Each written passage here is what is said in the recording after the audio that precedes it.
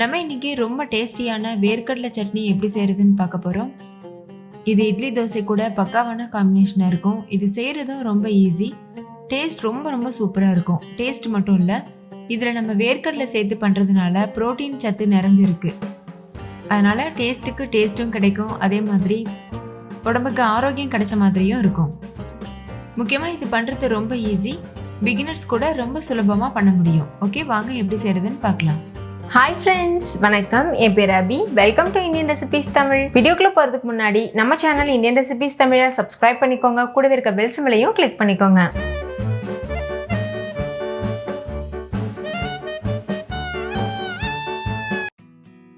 First இந்த recipe பண்ணுறதுக்கு ஒரு கடாயில் 1 டீஸ்பூன் எண்ணெய் சூடுபடுத்திக்கோங்க.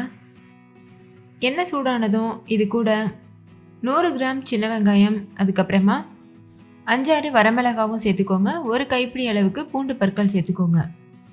வெங்காயம் கப் அளவில் சொல்லணும்னா 1 கப் அளவுக்கு இருக்கும். இப்போ ஸ்டவ்வை மீடியம் ஃப்ளேமில் வச்சுட்டு இது நல்லா வதக்கிக்கோங்க. கொஞ்சமாக உப்பு சேர்த்து வதக்கிக்கோங்க, அப்போ வெங்காயம் சீக்கிரமாக வதங்கிடும். நீங்கள் சின்ன வெங்காயம்க்கு பதிலாக பெரிய வெங்காயம் கூட யூஸ் பண்ணலாம். பெரிய வெங்காயம் யூஸ் பண்ணுறதா இருந்தால் ஒரு பெரிய சைஸ் வெங்காயம் யூஸ் பண்ணுங்கள், கரெக்டாக இருக்கும். வெங்காயம் நல்லா வதங்கினதுக்கு அப்புறமா 3 மீடியம் சைஸ் அளவு தக்காளி இது மாதிரி கட் பண்ணிட்டு சேர்த்துக்கோங்க. சேர்த்துட்டு இதையும் நல்லா வதக்கிக்கோங்க. இப்போ பாருங்க, தக்காளி நல்லா சாஃப்ட் ஆயிருச்சு. இந்த அளவுக்கு வதங்கினா போதும். அடுத்து இது கூட வறுத்த வேர்க்கடலை சேர்க்கணும். நீங்கள் வறுக்காத வேர்க்கடலை எடுக்க போறீங்கன்னா நல்லா வறுத்துட்டு யூஸ் பண்ணிக்கோங்க, அப்போதான் டேஸ்ட் இருக்கும். நான் 3/4 கப் அளவுக்கு வேர்க்கடலை எடுத்திருக்கேன். இது ஏற்கனவே வறுத்த வேர்க்கடலைன்றதுனால நான் அப்படியே டைரெக்டாக சேர்க்க போகிறேன். தோலை உரிச்சிட்டு அதுக்கப்புறமா இந்த மாதிரி சேர்த்துக்கோங்க. சேர்த்துட்டு ஒரு 2 நிமிஷத்துக்கு இந்த மாதிரி வதக்கிக்கோங்க. ஒரு 2 நிமிஷத்துக்கு இது நல்லா வேகட்டும்.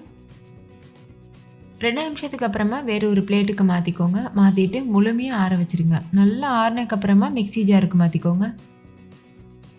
இப்போ முழுமையாக ஆறிடுச்சு. நான் ஒரு மிக்சி ஜாருக்கு மாற்றிருக்கேன். தேவையான அளவுக்கு தண்ணி சேர்த்து ஃபைன் பேஸ்ட்டாக அரைச்சி எடுத்துக்கோங்க. அரைச்சக்கப்புறமா வேறு ஒரு பவுலுக்கு மாற்றிக்கோங்க. மாற்றிட்டு இதை நம்ம இப்போ தாளிக்க போகிறோம்.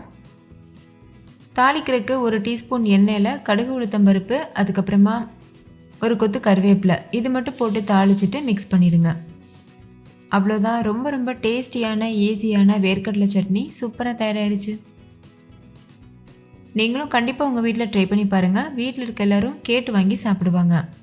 ஓகே ஃப்ரெண்ட்ஸ், இந்த வீடியோ உங்கள் எல்லாருக்கும் ரொம்ப பிடிச்சிருக்கும்னு நம்புகிறேன். பிடிச்சிருந்தா லைக் பண்ணுங்கள், உங்கள் ஃப்ரெண்ட்ஸ் கூடவும் ஷேர் பண்ணுங்கள். நீங்களும் வீட்டில் செஞ்சு பார்த்துட்டு டேஸ்ட் எப்படி இருந்ததுன்னு கமெண்ட்டில் சொல்லுங்கள். தேங்க்யூ, பாய்.